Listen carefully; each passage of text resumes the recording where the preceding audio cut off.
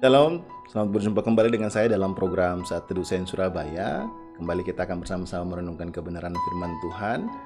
Mari kita sama-sama menjadikan perenungan firman Tuhan ini menjadi landasan bagi kehidupan kita dalam kita menghidupi hari ini.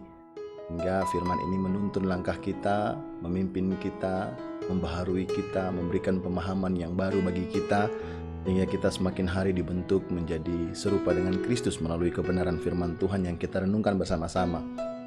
Bagi rekan-rekan Shiners yang ingin mendapatkan bahan renungan ini, bisa juga langsung ke Instagramnya Sains Surabaya di @sains_surabaya atau di Facebooknya Sains Surabaya di Shine Spasi Surabaya. Oke, sebelum kita masuk dalam perenungan firman Tuhan, mari kita satu di dalam doa. Bapak, kami bersyukur Tuhan untuk hari ini. Terima kasih untuk kebaikan Tuhan, pemeliharaan Tuhan yang kami terus rasakan dalam kehidupan kami.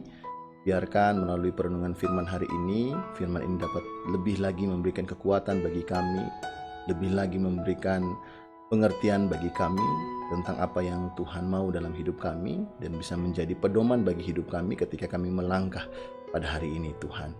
Roh Kudus, mari bekerja bagi hamba-Mu yang akan menyampaikan kebenaran firman Tuhan. Tuhan pakai sebagai alat-Mu untuk menyatakan isi hati-Mu Tuhan. Terima kasih Bapa, di dalam nama Tuhan Yesus, haleluya. Amin.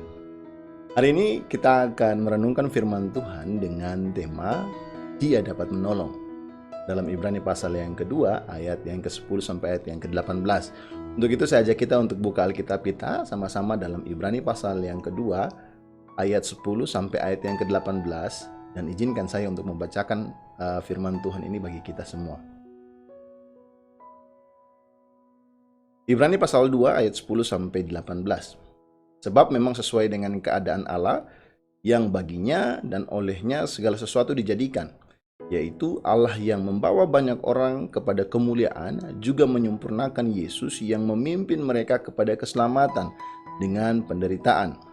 Sebab Ia yang menguduskan dan mereka yang dikuduskan, mereka semua berasal dari satu. Itulah sebabnya Ia tidak malu menyebut mereka saudara. Katanya, Aku akan memberitakan namamu kepada saudara-saudaraku dan memuji-muji engkau di tengah-tengah jemaat. Dan lagi, aku akan menaruh kepercayaan kepadanya, dan lagi sesungguhnya inilah aku dan anak-anak yang telah diberikan Allah kepadaku. Karena anak-anak itu adalah anak-anak dari darah dan daging, maka ia juga menjadi sama dengan mereka yang mendapat bagian dalam keadaan mereka, supaya oleh kematiannya ia memusnahkan dia, yaitu iblis yang berkuasa atas maut. Dan supaya dengan jalan demikian ia membebaskan mereka yang seumur hidupnya berada dalam perhambaan oleh karena takutnya kepada maut. Sebab sesungguhnya bukan malaikat-malaikat yang ia kasihani, tetapi keturunan Abraham yang ia kasihani. Itulah sebabnya maka dalam segala hal ia harus disamakan dengan saudara-saudaranya, supaya ia menjadi imam besar yang menaruh belas kasihan dan yang setia kepada Allah untuk mendamaikan dosa seluruh bangsa.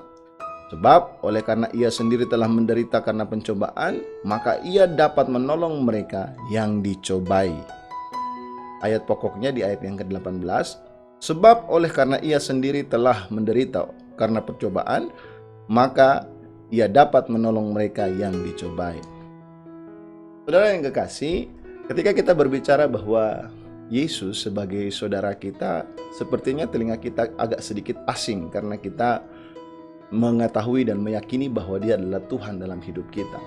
Tetapi ketika kita merujuk pada Yohanes pasal 1 ayat yang ke-12, ketika kita yang percaya kepadanya diberikan kuasa untuk menjadi anak-anak Allah. Dan di dalam Roma pasal 8 ayat 29, Paulus mengatakan bahwa semua orang yang dipilihnya dari semula, mereka juga ditentukannya dari semula untuk menjadi serupa dengan gambaran anaknya, supaya ia, anaknya itu, menjadi yang sulung dari antara banyak saudara. Artinya kita di dalam iman kita secara rohani, Yesus adalah yang sulung di antara kita semua yang dipimpinnya. Dan hari ini kita tahu bahwa Dia menjadi imam besar bagi kita. Artinya inilah persisnya tentang Yesus, bahwa penulis Ibrani menjelaskan bahwa Dia adalah saudara kita. Dalam Ibrani pasal 2 ini maka kita menemukan bahwa sang penulis menekankan kenyataan bahwa Yesus menjadi saudara kita ketika dia dijadikan menjadi manusia sepenuhnya dalam segala hal. Kita tidak bisa cukup menekankan hal ini saja, sebab Yesus tidak hanya nampak seperti manusia, tapi dia sepenuhnya manusia ketika melakukan misinya untuk menebus umat manusia. Mengacu pada Yesus sebagai saudara kita ini, sesungguhnya hal ini tidak mengurangi kekuatan atau otoritasnya sebagai Tuhan. Sebab ketika dia menjadi manusia, 100% dia manusia dan 100% juga dia adalah Tuhan. Suatu fakta yang sangat nyata bahwa ia menjadi manusia seutuhnya untuk menjadi pendamaian dosa antara kita dan Tuhan. Ketika dia menjadi manusia, kita tahu bahwa Yesus mengalami godaan sama seperti halnya manusia. Dia lapar, dia haus, dia lelah, dia tidur, dia mengalami banyak pergumulan. Sama seperti apa yang kita alami, Yesus pun alami. Dia tidak asing dengan pengalaman kita, saudaraku yang kekasih. Dia tahu apa yang kita lalui karena dia sendiri pernah melaluinya. Yesus tidak hanya bersimpati kepada kita, saudara. Sebagai manusia, dia telah menderita. Dia telah dicobai sama seperti kita. Dia tahu apa yang kita alami dan sebagai hasilnya itu dia dapat membantu kita dalam segala kelemahan kita. Yesus menderita dan terbukti sempurna, dia dapat melewati semua penderitaan itu untuk membuat kita dibenarkan di hadapan Tuhan.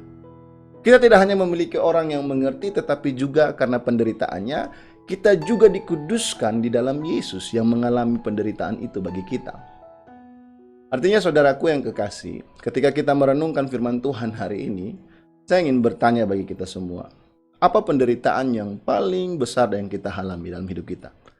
Pergumulan apakah yang paling besar yang kita alami dalam hidup kita? Apakah kita sering mendapatkan ketidakadilan? Apakah kita sering difitnah? Apakah kita sering ditolak? Apakah kita sering disakiti? Apakah kita sering tidak dianggap? Apakah kita sering mengalami kekerasan dalam kehidupan kita? Saudaraku yang kekasih, semua yang kita alami itu Yesus pernah mengalami hal tersebut. Artinya dia benar-benar tahu apa yang menjadi pergumulan kita.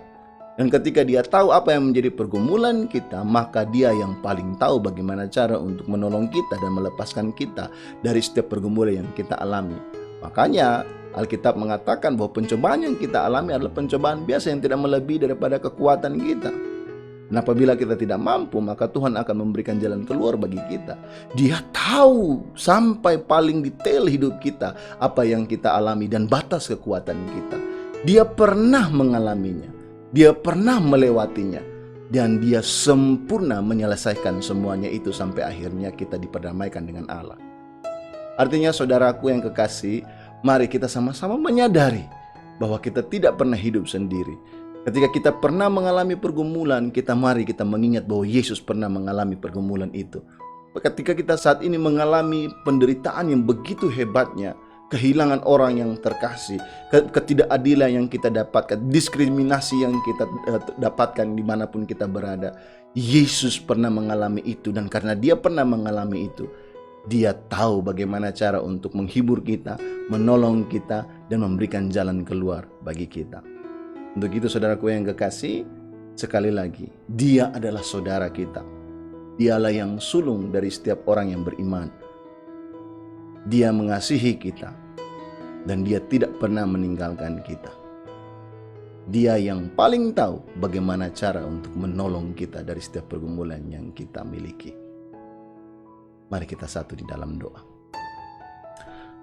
Bapa, kami bersyukur Tuhan untuk kebaikan Tuhan bagi kami. Terima kasih untuk kebenaran firman Tuhan pada hari ini. Kami merenungkan bersama-sama Tuhan bahwa Engkaulah yang menjadi sulung di antara kami semua Tuhan. Dan karena itu Tuhan, ketika Engkau dijadikan sebagai manusia, Engkau pernah mengalami apapun yang kami alami Tuhan. Bahkan penderitaan yang kami alami tidak sedikit pun sampai kepada titik di mana penderitaan yang Yesus alami, karena kami tahu Engkau begitu berat menghadapi semuanya itu, penderitaan yang begitu hebatnya ini Tuhan.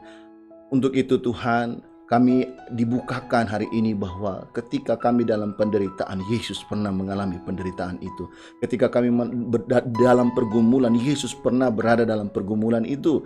Sehingga apapun yang kami alami, hanya Yesuslah yang paling tahu bagaimana cara menolong kami, menghibur kami, melepaskan kami.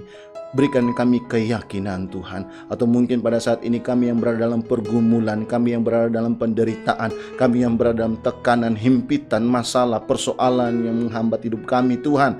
Mari Yesus, Engkau yang paling tahu jalan keluar atas kami, bagaimana cara menolong kami Tuhan. Kami percaya tangan Tuhan sanggup menolong kami, mengangkat kami, membaharui kami, memberikan jalan keluar bagi kami. Mari Tuhan, hibur setiap kami Tuhan, bangkitkan iman kami Tuhan, bangkitkan semangat kami Tuhan, dan biarkan kami tahu bahwa ada Tuhan yang dapat menolong kami dalam setiap pergumulan-pergumulan yang kami alami saat ini Tuhan.